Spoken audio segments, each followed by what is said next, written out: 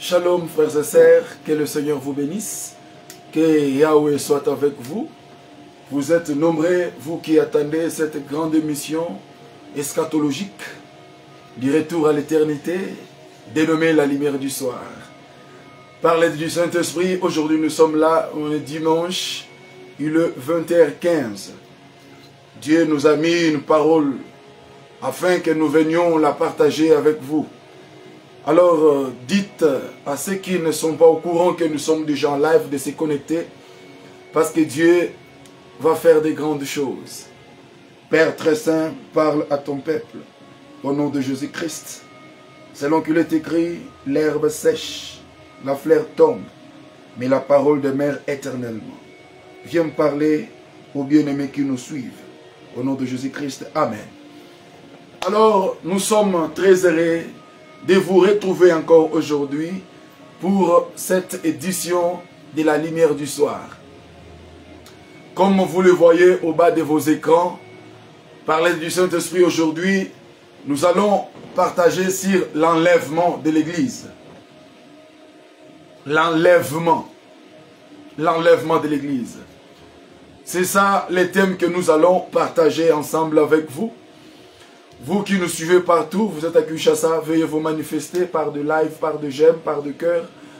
Vous qui nous suivez en Afrique du Sud, vous qui nous suivez du côté de l'Est, vous qui nous suivez en Afrique australe, vous êtes en Scandinavie, vous êtes en Amérique latine, vous êtes en Amérique du Nord, vous êtes en Europe, vous êtes au Moyen-Orient, veuillez vous manifester parce que nous sommes là pour partager le pain de la parole de Dieu. Sans oublier, frères et sœurs, il est écrit, c'est poussé par l'Esprit que les hommes ont parlé de la part de Dieu. Alors aujourd'hui, le Dieu des grâces, le maître de l'Église, celui qui connaît les besoins de l'Église, il a voulu que nous puissions partager sur l'enlèvement de l'Église.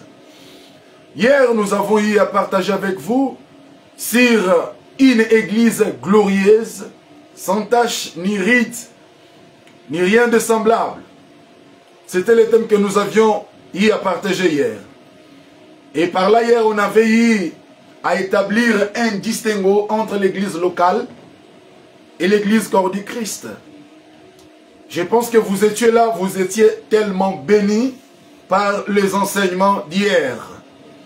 Nous avons eu à dire ceci que l'église locale, c'est une église qui est liée à un milieu. C'est une ensemble de gens où la plupart des bien-aimés viennent chercher la face de Dieu. Et nous avons eu aussi à dire que dans l'église locale, nous avons une hétérogénéité qui est l'ensemble de plusieurs espèces. De même que quand on jette le filet dans les eaux pour faire la pêche, quand on tire le filet, dedans, il n'y aura pas que des poissons. Il y aura les troncs d'arbres, il y aura des lézards, il y aura d'autres espèces qui ne sont pas forcément poissons, mais qui vont se retrouver par accident dans le filet. Pareil avec l'église locale. L'église locale est comme un filet qu'on a jeté dans le monde. Et il y aura les véritables poissons, qui sont le symbole des enfants de Dieu, prédestinés pour les salis. Il y aura aussi en même temps même les sorciers, il y aura même les magiciens, il y aura les impudiques. C'est ainsi nous disons que dans l'église locale, il y a une hétérogénéité. Alors que dans l'église corps du Christ, celle que Christ vient chercher, celle qui sera éligible à l'enlèvement. Dans l'église corps du Christ, nous avons une homogénéité. Nous avons une unification, il y a l'unité. Donc tout le monde est semblable à la parole. Alléluia. C'est ce que nous allons retrouver dans l'église corps du Christ. Et nous avons dit que tu ne peux pas être enlevé si tu n'es pas dans l'église corps.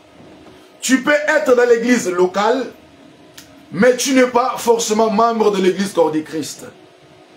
Alors, nous avons dit que l'église locale, c'est une église qui reçoit tout le monde. Et là, on nous forme, on nous donne la forme de Christ, après le baptême d'eau et d'esprit, après la nouvelle naissance, maintenant on shift. On adhère dans l'église corps du Christ. Et c'est celle-là que Christ vient enlever. Mais par l'aide du Saint-Esprit aujourd'hui, comme c'est mentionné au bas de vos écrans, nous parlons de l'enlèvement de l'église. Alors, sans plus tarder, nous allons passer à la définition conceptuelle.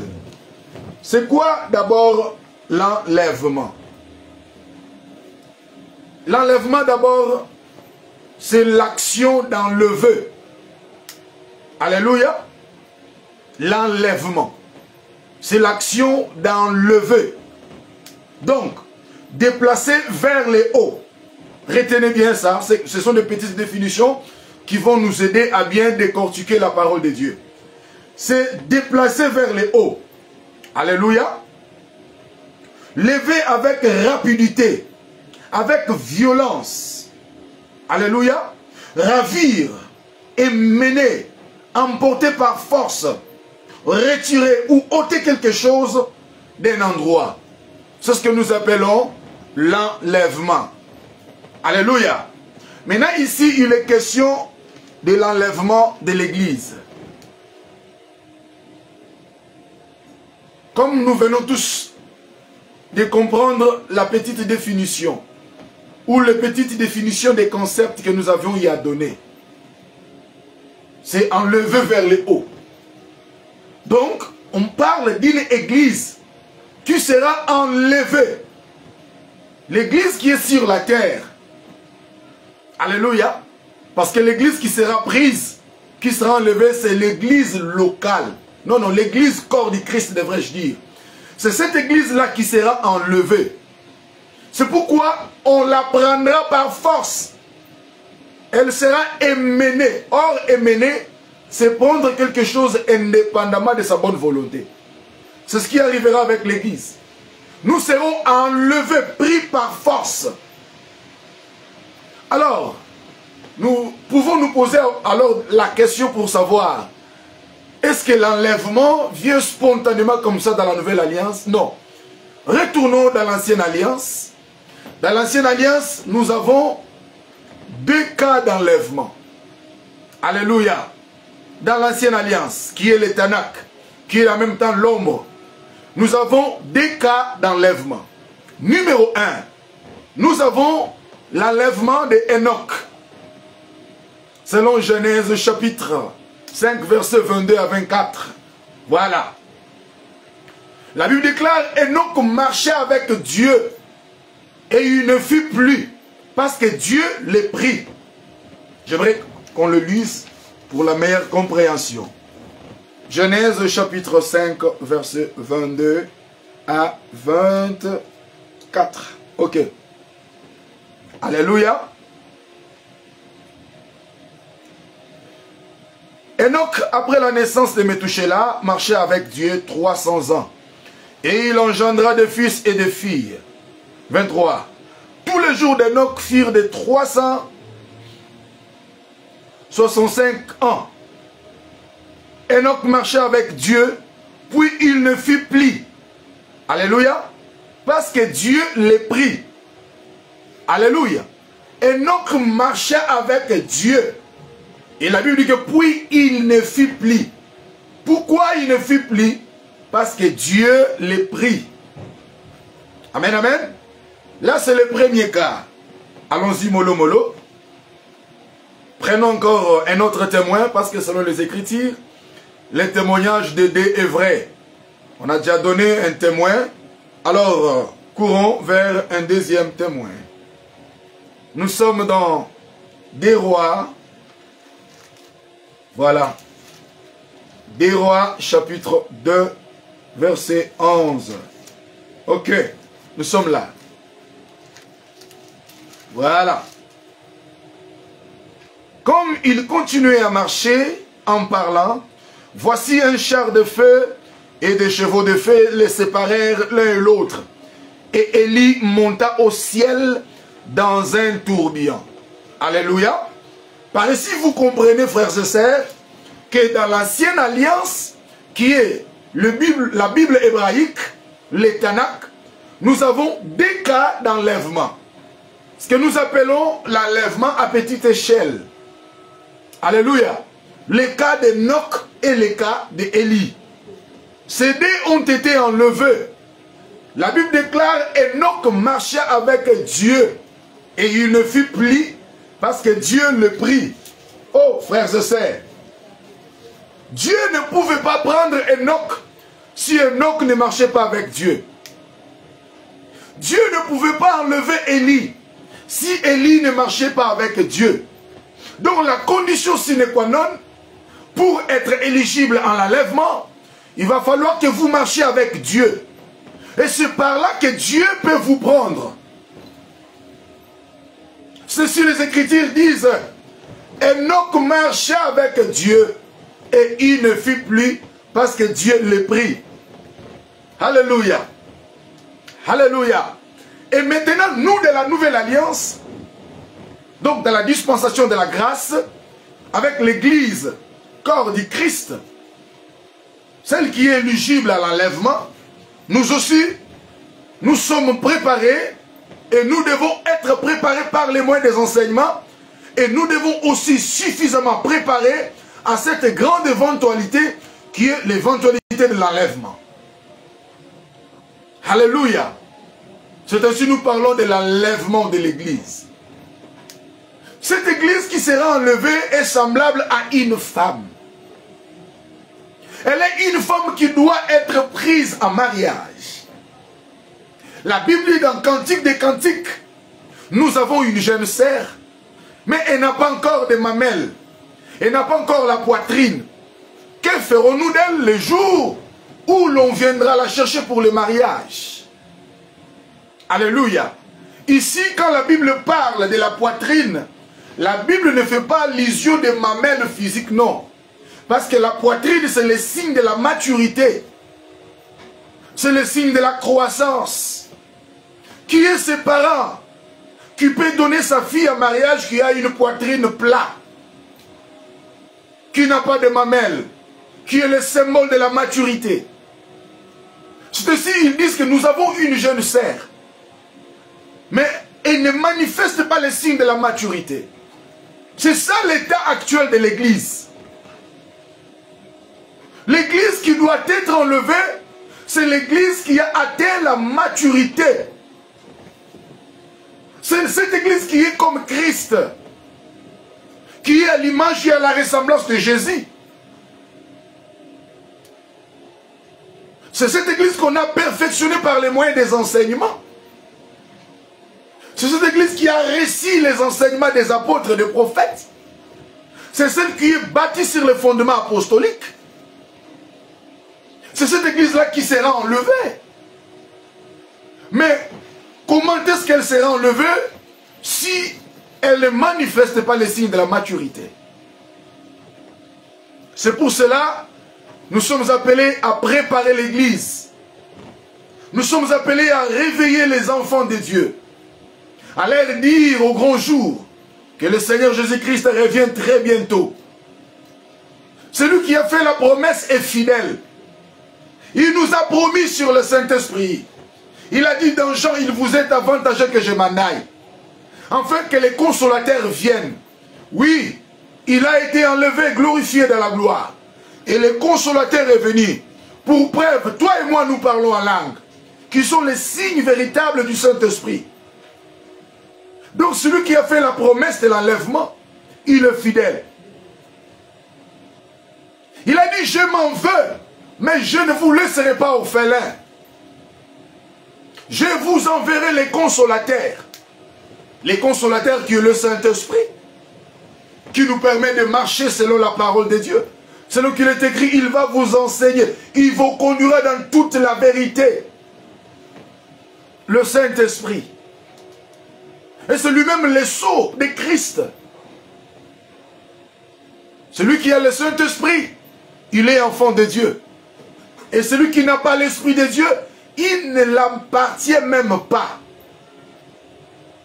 À tous qui l'ont reçu, à tous qui croyaient à son nom, il les a donné le pouvoir de devenir enfants de Dieu. C'est quoi le pouvoir qu'il nous a donné? C'est le Saint-Esprit. la nature de Dieu qui est en nous. Alléluia.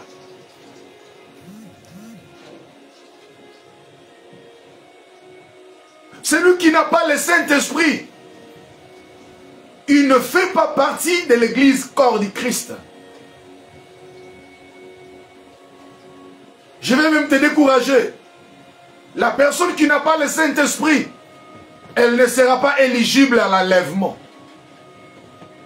Parce que ceux qui seront enlevés, c'est seulement ceux qui auront la marque de Christ. Ceux qui auront le Saint-Esprit.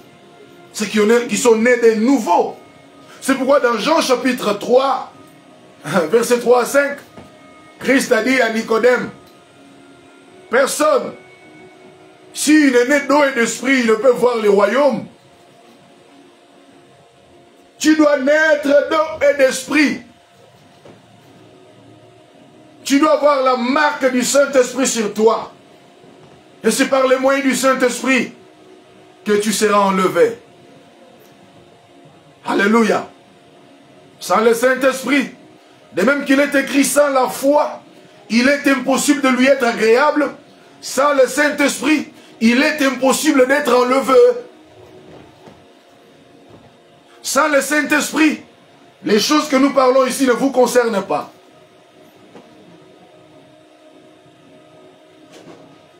Alléluia. Christ vient prendre son épouse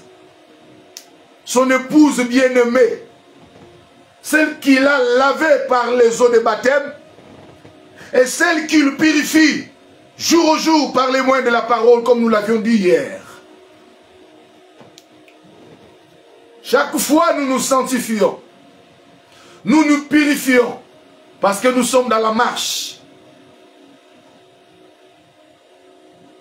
Alléluia. Et nous sommes déjà à la 7e campement. Nous sommes déjà à la 7e âge, qui est l'âge de la Odyssée. L'âge de l'obscurité. Nous sommes arrivés au temps où la vérité est étouffée. Nous sommes au temps où la parole de Dieu n'a plus de place dans des églises. Nous sommes au temps où les histoires, la théologie, les choses semblables ont pris la place, ont pris l'ascendance sur la parole de Dieu. Où les gens aiment les choses qui font bon aux oreilles. Nous sommes au temps où la parole n'a pris de place. La parole de Dieu véritable n'a plus de place dans l'église. Comment pouvez-vous m'expliquer toute une année? Délivrance depuis le mois de janvier jusqu'au mois de décembre. Alléluia. Christ revient très bientôt. Jésus-Christ de Nazareth, il revient prendre son église. Alors il faut que cette église soit lavée, soit sanctifiée. C'est pourquoi il est écrit dans l'Apocalypse, heureux ceux qui lavent leurs robes dans le sang de l'agneau. Le sang de Christ est plus puissant que tous les détergents liquides. Le sang de Jésus nous purifie de tout péché. Je vous présente l'homme de Galilée. Il est mort à la croix. Il était enseveli, ressuscité le 3e jour. Et il est vivant à la droite du Père. C'est celui qui vient bientôt pour t'enlever, pour nous prendre. Cette histoire d'enlèvement est devenue caduque dans nos églises. On vient à l'église, on chante, on loue. C'est pourquoi même il y a même des chansons païennes, des danses païennes qui sont entrées dans l'église. Parce qu'on ne prépare plus le cœur de l'homme. Nos esprits s'attachent maintenant aux choses de la terre. On ne nous parle plus de l'enlèvement. On ne nous rappelle plus qu'il y a un Seigneur qui vient nous chercher. On vient à l'église par coutumance.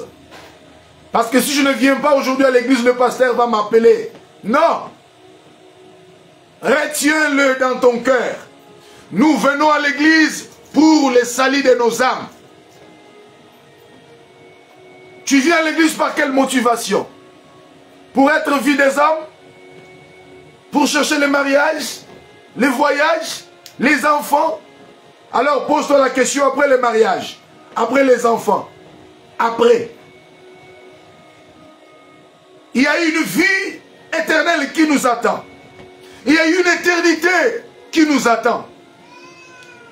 C'est pourquoi nous devons préparer l'église. Aujourd'hui, l'église flatte les gens. Au lieu de donner les messages, on amène les massages. Quelqu'un vit dans le péché, on ne sait pas donner et réprimander. Mais tu es erré, parce que tu es tombé sur ce live. Et le Seigneur veut te parler. Il revient bientôt prendre son église. Alléluia. Alléluia. Alléluia. Ouvrons tous nos Bibles. Nous allons comprendre le processus de l'enlèvement. Allons-y dans l'épître de l'apôtre Paul aux Thessaloniciens. Ok. Nous sommes au chapitre 4, verset 16. Qu'est-ce que l'apôtre Paul dit? Nous ne voulons pas, frères, que vous soyez dans l'ignorance au sujet de ceux qui dorment, afin que vous ne vous affligez pas comme les autres qui n'ont point d'espérance. Alléluia. Car si nous croyons que Jésus-Christ est mort et qu'il est ressuscité, croyons aussi que Dieu ramènera par Jésus et avec lui ceux qui sont morts. Voici en effet ce que nous vous déclarons d'après la parole du Seigneur.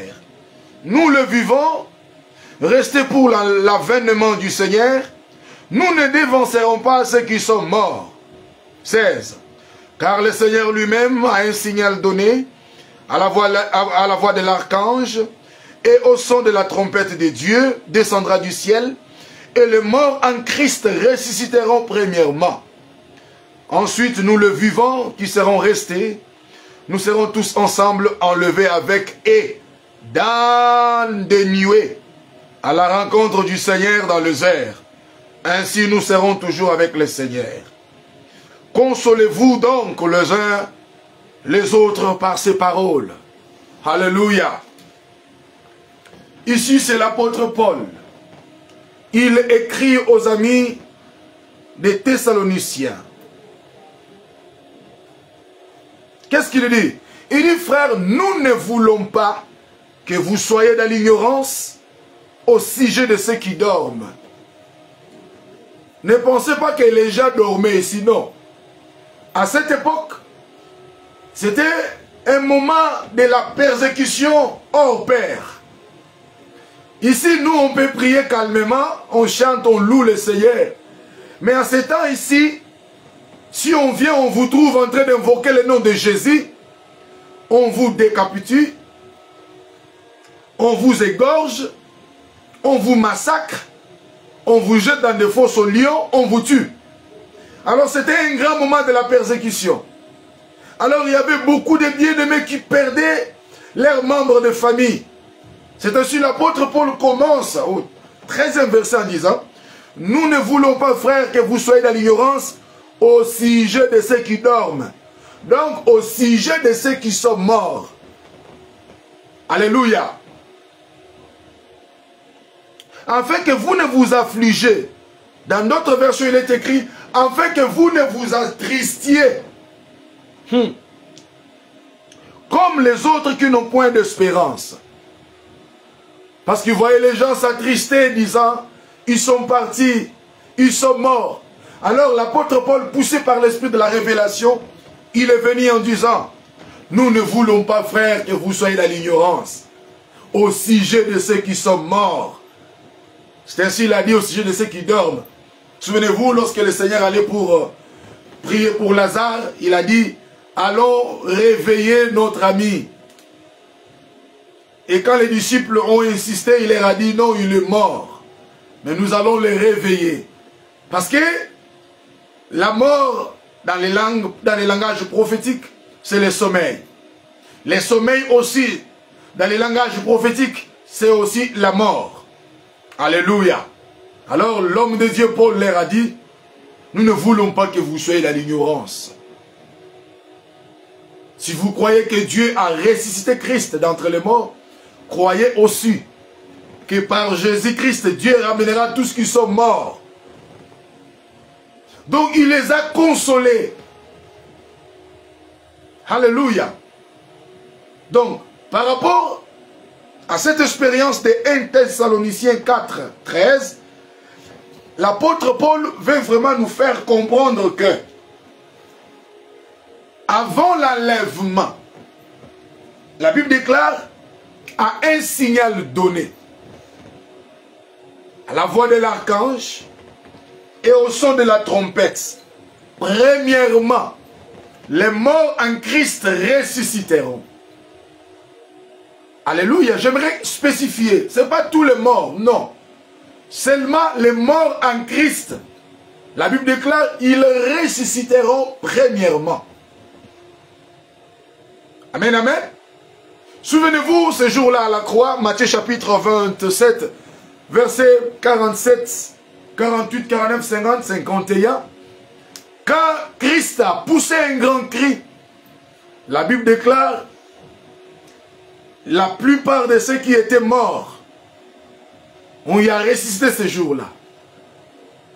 Or, qui est un archange? L'archange, il est le supérieur des anges. Alléluia. Mais là, celui dont je te parle maintenant, lui, il a reçu un nom élevé au-dessus de tout nom. Il est au-dessus des anges, des archanges, des séraphins, de chérubins et autres. C'est Jésus qui est élevé. Alors, ce jour-là, à la croix, il a poussé un grand cri. Et les tombes, la Bible déclare, la terre a tremblé, les rochers se sont fondus, et les tombes sont mis à s'ouvrir. Et il y a eu des hommes qui sortaient de leurs tombes. Là, c'était la résurrection à petite échelle. Parce qu'il y a eu une réaction spontanée. Christ descend dans le séjour des morts. Après avoir livré une grande bataille à la croix, il est descendu dans le séjour des morts, selon 1 Pierre. Lisons cela. Chapitre 3, verset 18. Pour que nous comprenions ce mystère. Ok. 1 Pierre, chapitre 3, verset 18.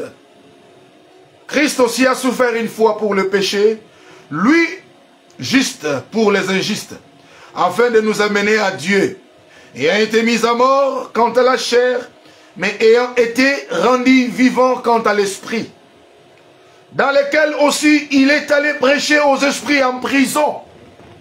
Ici, la prison dont on parle, ce n'est pas la prison de Makala, ce n'est pas la prison de Guantanamo, ce n'est pas la prison qui est au Brésil, non. C'est la prison du séjour des morts. Parce que là où le diable régnait, tous ceux qui mouraient avant le Christ, ils étaient séquestrés dans le séjour des morts. Les Abraham, les Samuel. C'est pourquoi on l'a même invoqué par la sorcière qui était dans la ville d'Andorre. Quand Saoul se déguisa, il est allé dans la maison de cette femme sorcière pour invoquer l'esprit d'un saint homme de Dieu prophète. Et quand elle a invoqué l'esprit de Samuel, Samuel montait de la terre. Et cette femme dit à Saoul, je vois un Dieu qui monte de la terre. Frères et sœurs, tout celui qui meurt garde son identité.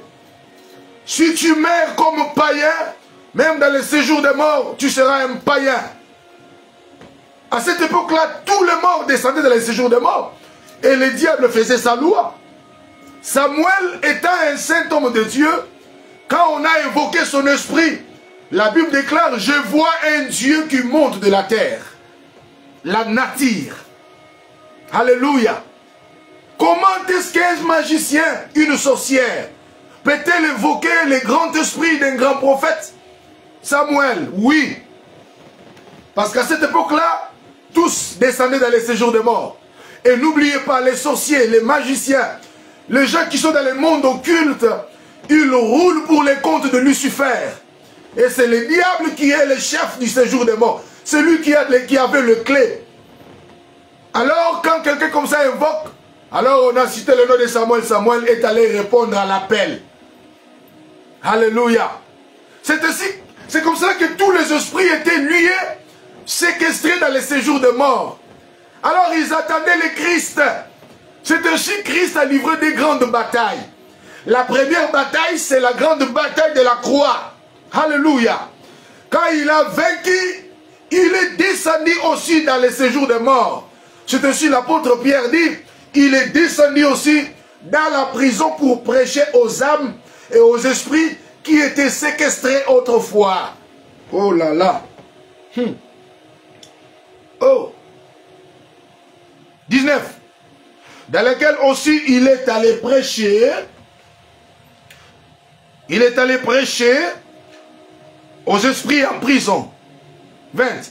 Qui autrefois avaient été incrédules lorsque la patience de Dieu s'est prolongée au jour de Noé, pendant la construction de l'arche, dans laquelle un petit nombre de personnes, c'est-à-dire 8, furent sauvées à travers l'eau.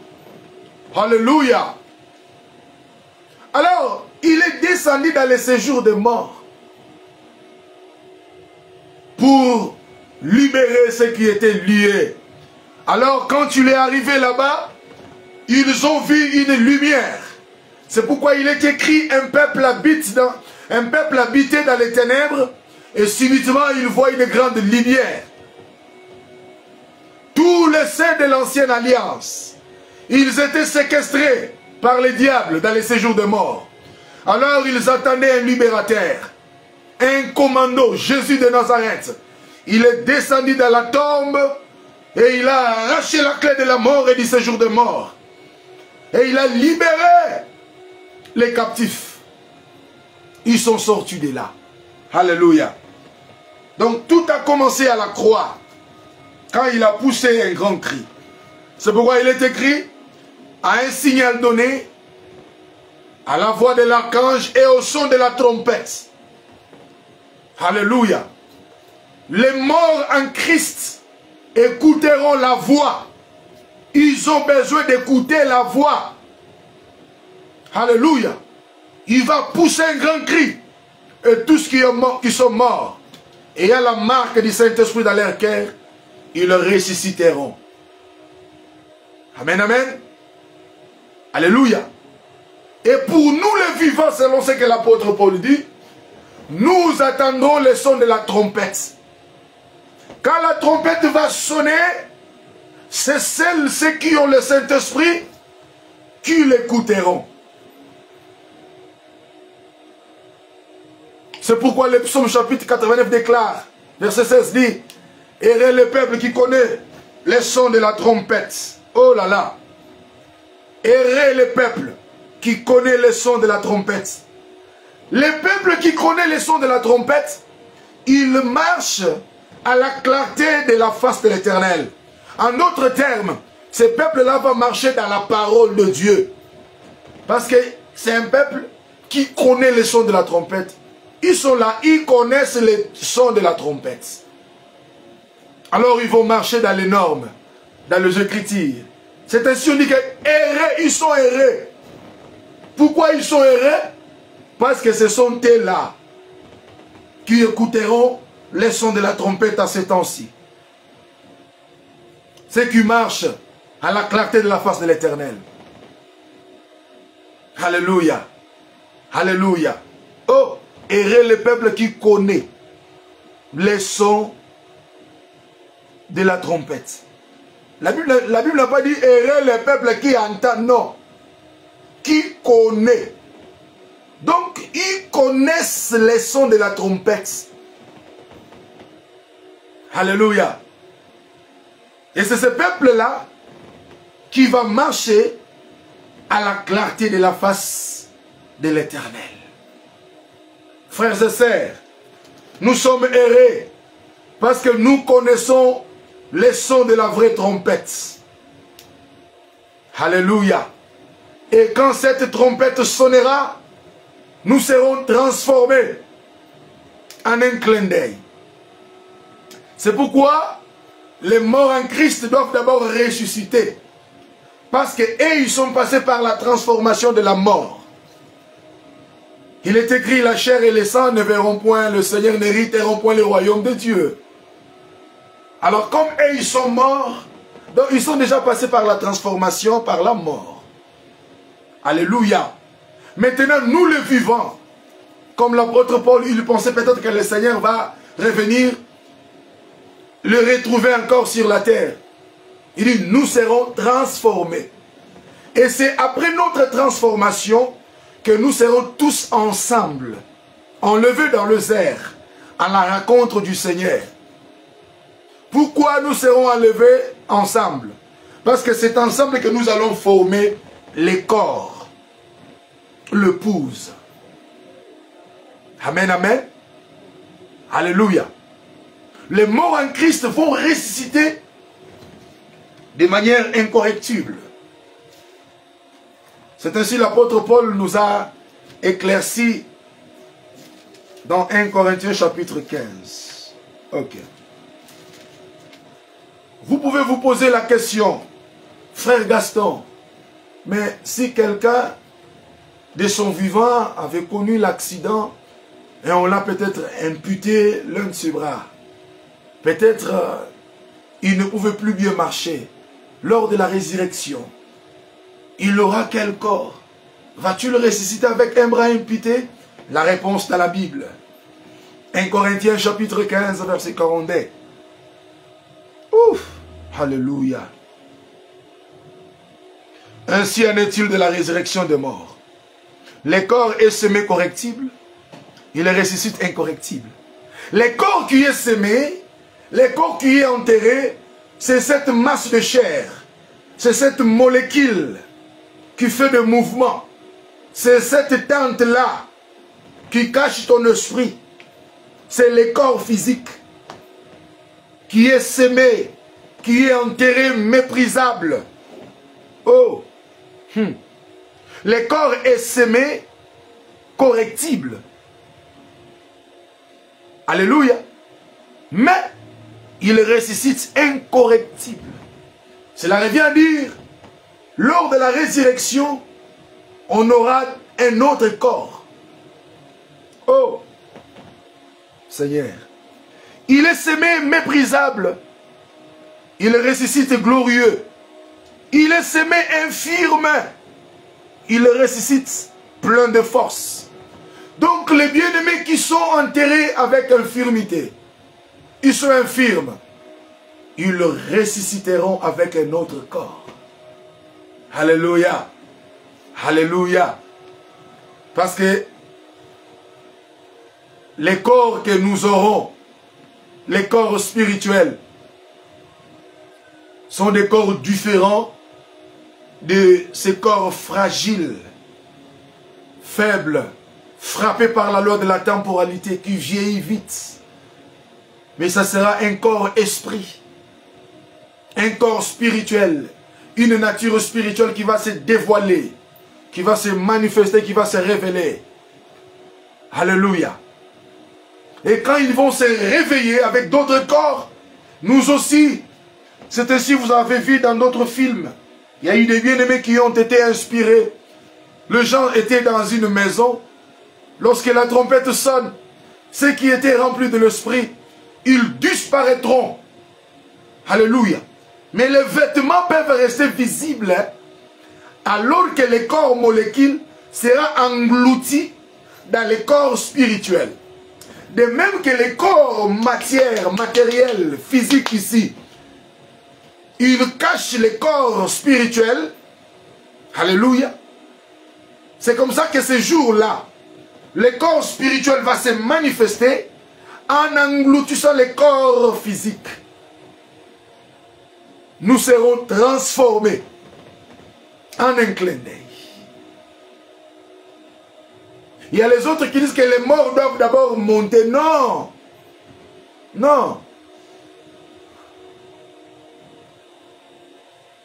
Les choses ne seront pas comme cela. Les morts vont ressusciter. Et nous serons tous transformés et ensemble nous serons enlevés. C'est alors que nous allons constituer les corps de Christ. Alléluia. Maintenant, qui écouteront les sons de la trompette? C'est seulement ceux qui sont baptisés de l'Esprit de Dieu. Ceux qui sont nés de nouveau. Qui sont passés par les baptêmes d'eau. Qui se sont repentis de leurs péchés. Donc ils sont passés par la repentance, la conversion. Par la pratique de la repentance. Donc ils manifestent le fruit de ceux qui sont nés de nouveau. Ils vivent comme Christ. Alléluia. Ce sont eux que Christ va venir prendre. Amen, amen. Malheur à ceux qui attristent le Saint-Esprit. Ephésiens chapitre 4, verset 30. Que disent les Saintes Écritures? Éphésiens. La Bible déclare: n'attristez pas le Saint-Esprit de Dieu par lequel vous avez été scellés pour le jour de la rédemption. Amen, amen. N'attristez pas l'Esprit de Dieu. Alléluia. Par lequel vous avez été scellés pour le jour de la rédemption. Le jour où le corps recevra une rédemption. Le jour de l'enlèvement. N'attriste pas l'Esprit de Dieu. Les autres vont aller eux-mêmes pour l'éteindre. Non, n'éteignez pas l'Esprit de Dieu. Alléluia. Celui qui n'a pas le Saint-Esprit, il ne sera pas enlevé. Et celui qui aura attristé le Saint-Esprit, il va aussi rater l'enlèvement. Le Seigneur revient très bientôt. Il vient nous prendre. Maintenant, le Seigneur ne descendra pas ici sur la terre. Non. Le Seigneur va s'arrêter dans le désert. Il y aura, en quelque forme, une puissance de montisation qui va nous tirer vers les hauteurs. Nous allons monter sans fusée, sans engin cosmique vers les hauteurs, à la rencontre de notre Seigneur. J'entends souvent d'autres personnes dire: je vais vous tenir au pied. Non, ça sera une disparition. Les gens vont disparaître comme ça. C'est comme ça les anglophones disent the rapture. Ce sera un arrachement, un ravissement. On va nous arracher, boum. Ils ne sont plus. Je suis en train de m'imaginer les dégâts. Si les gens étaient dans un avion et que le pilote était chrétien, les pilotes craignaient Dieu. Dans le air, les sons de la trompette retentit. Le pilote est enlevé. L'avion va prendre une autre direction. Ce jour-là, peut-être tu seras au volant de ta voiture, en train de jouer la musique chrétienne. Et la trompette sonne pas. Je pense que ce jour-là, la voiture prendra une autre direction. Et ne pensez pas que la trompette va sonner comme vous pensez. Pas la la la la la la la la. Non, non. C'est pas le pam pam pam. Non, c'est pas ça. C'est une trompette spirituelle dont les hommes qui ont les oreilles circoncis vont entendre les sons. C'est pourquoi on nous parle de la circoncision des oreilles. Il y a des gens qui ont des oreilles bouchées. Les oreilles spirituelles bouchées. C'est pourquoi l'apôtre Pierre avait commis un acte prophétique en coupant l'oreille du serviteur, du sacrificateur qu'on appelait Malchus. Quand il a coupé cette oreille, c'était l'image de la circoncision des oreilles par l'épée de la parole. Alléluia. Jérémie chapitre 6 verset 17 déclare: j'ai placé des sentinelles auprès de vous. Soyez attentifs au son de la trompette. Et ils ont répondu: nous ne prêterons pas attention. Ici, les sentinelles sont l'image des hommes de Dieu qui prêchent la parole de Dieu. La parole de Dieu, c'est aussi un son de trompette qu'on est en train de sonner. On fait que le peuple de Dieu se prépare. Mais il y a des gens qui écoutent la parole, qui ne veulent pas la mettre en pratique. Mon frère, tu ne seras pas enlevé. Avec ta Bible en main, tu vas rater l'enlèvement. Et pour les bien-aimés qui vont rester, ça sera le désarroi. Ça sera le pleur. Alors ils vont faire face à la colère de l'agneau. Ne confondons pas l'enlèvement de l'Église et le retour de Christ. Alléluia.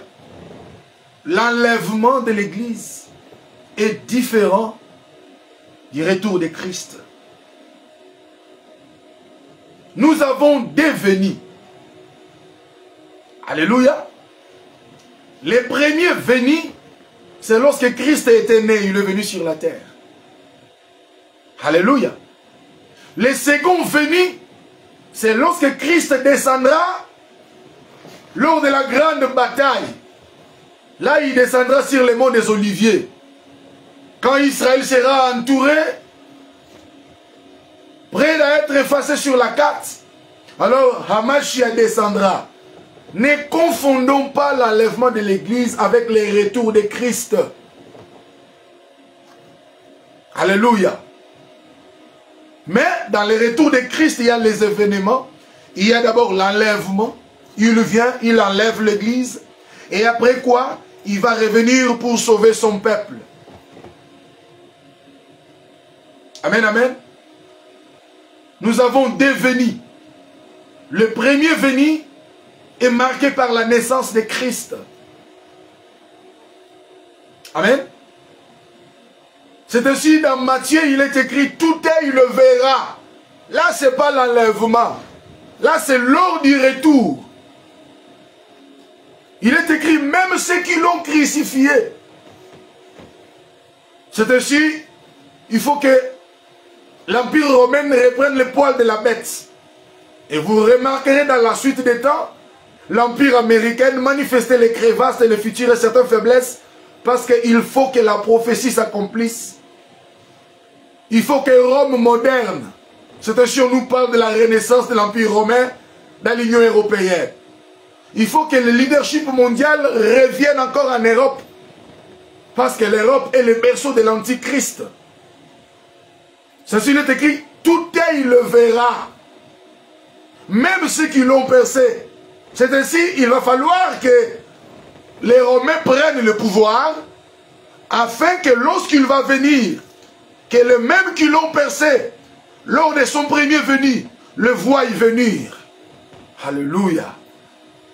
Est-ce que tu peux nous envoyer des gemmes et du cœur? Amen. C'est ainsi, Matthieu nous le dit clair. Maintenant, lors de l'enlèvement, personne ne le verra. Non. Spontanément, les gens vont disparaître. Ce n'est pas que Jésus revient, on le voit dans les airs. Non. Là, ça sera lors du second venu. Pas lors de l'enlèvement. Non. Lors de l'enlèvement, il sera dans les airs. Et nous serons attirés vers lui. Il va nous prendre. Les morts en Christ seront déjà ressuscités. Et nous aussi, nous serons transformés en un clin d'œil. Ensemble, constituant un seul corps. Et nous serons enlevés dans les airs. À la rencontre de notre Seigneur. Tout restera comme ça. Les gens vont continuer à vaquer dans leurs activités, dans leur société. Les gens vont rester vaquer, aller dans des églises. Malheureusement, ceux qui auront de bons pasteurs, ils iront à l'église, ils attendront le pasteur ne vient pas. Le pasteur est parti dans l'enlèvement. Les gens vont continuer avec leurs occupations. Et après quelques temps, la presse va commencer d'en parler. Nous constatons la disparition des gens. Nous constatons la disparition. Et c'est seulement ceux qui Ils ont étouffé l'Esprit de Dieu qui ont eu à rater. Ils se rendront compte, ah, c'est l'image, c'est l'enlèvement qui vient d'avoir eu lieu. Et ils vont pleurer. Ils vont dire certainement, nous avons raté l'enlèvement. Ils vont dire oui. Un jour, on nous prêchait sur les réseaux sociaux, chez le frère Gaston, il nous parlait de l'enlèvement. Parce que la presse, les médias en parleront. Imaginez-vous la disparition de milliers de chrétiens qui craignent Dieu. Ils vont disparaître en un instant, en un clin d'œil. Disparu. Tu vas courir, je vais aller voir mon oncle, papa et maman sont partis. Arrivé, tu trouves tes nièces. Oh, papa aussi depuis hier, il n'est pas revenu. L'enlèvement. L'enlèvement est réel. Et l'enlèvement est pour très bientôt. Le Seigneur Jésus-Christ revient bientôt pour prendre l'église. Que personne ne vous trompe. Non. Le Maître Jésus, celui qui a fait la promesse, il est fidèle. Craignons Dieu. Nous sommes arrivés au temps où les gens côtoient l'église, ils entretiennent de fausses fiançailles, ils vivent dans l'impudicité, dans la masturbation, dans le péché, dans toutes les bêtises, et ils attendent l'enlèvement. Non, papa, tu ne seras pas enlevé. Et ils veulent que Dieu le bénisse. Non. Prépare-toi à l'enlèvement. Le Seigneur Jésus-Christ revient bientôt. Lisons l'apôtre Pierre. Qu'est-ce qu'il nous dit? Oh, Jésus. Alléluia. Voilà. 2 Pierre, chapitre 3, verset 1er. Voici déjà, bien-aimés, la seconde lettre que je vous ai écrite. Alléluia. Dans l'une et dans l'autre, je cherche à éveiller par des avertissements votre saine intelligence. C'était la deuxième lettre que l'apôtre Pierre écrivait aux bien-aimés. Amen, amen. Alléluia.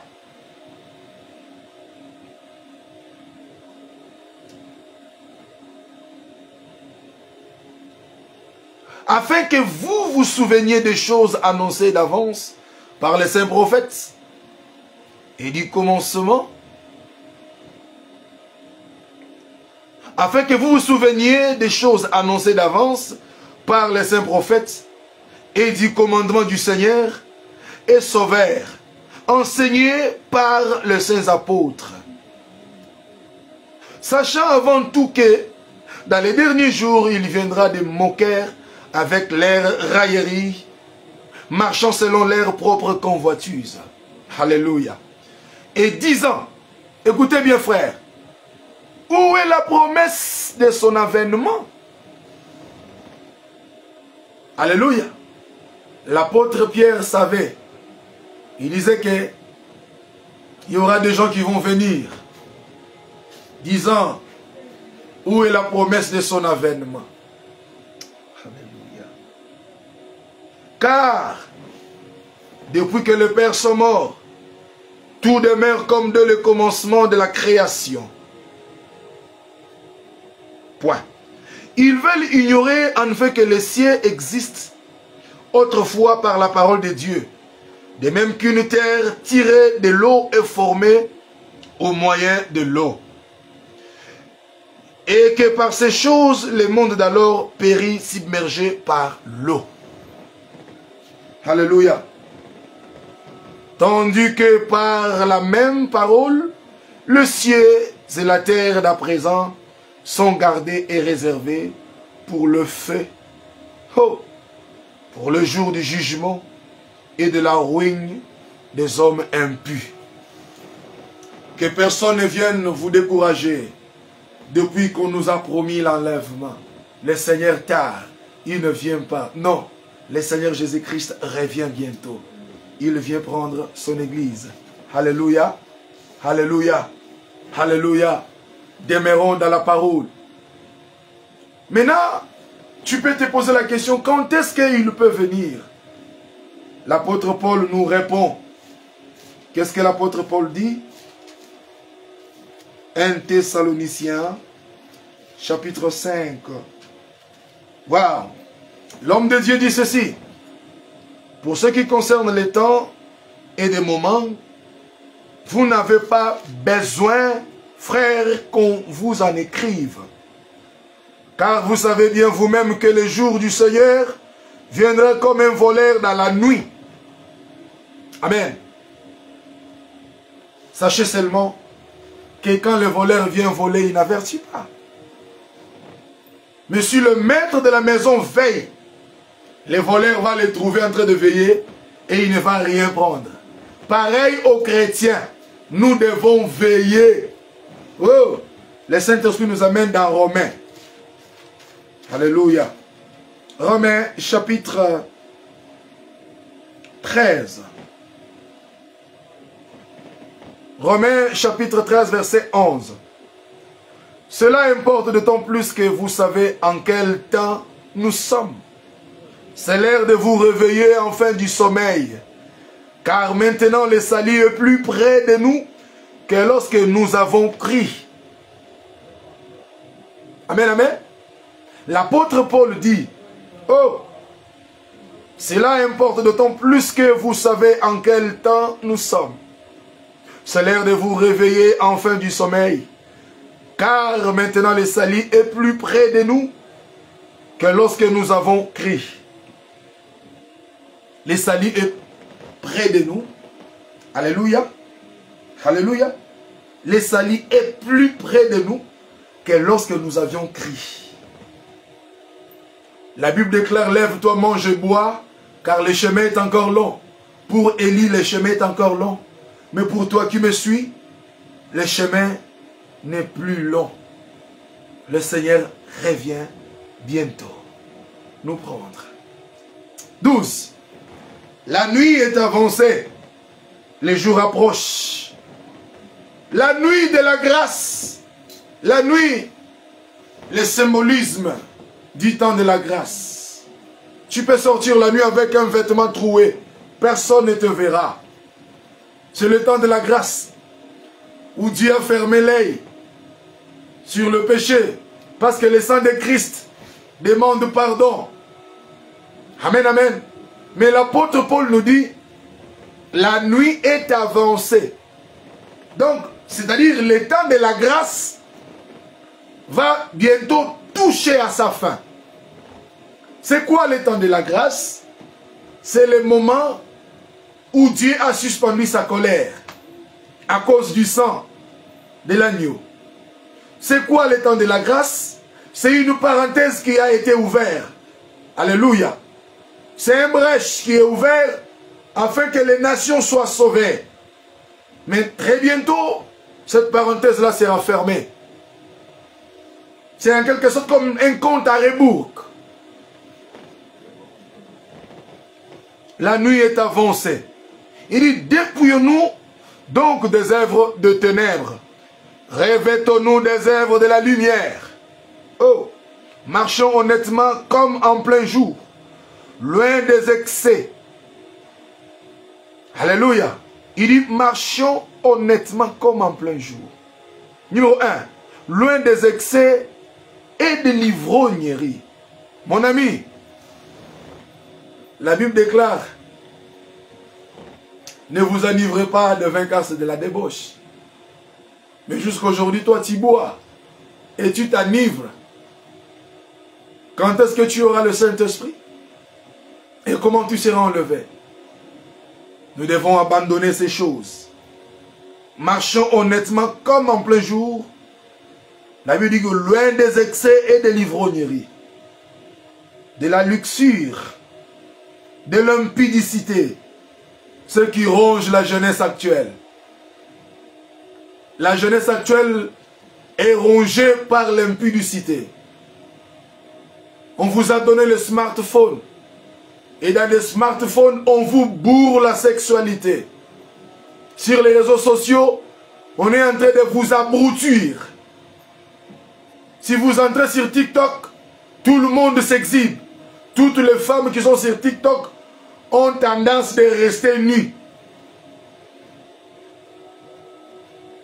Elles ont tendance de danser en tournant les dos.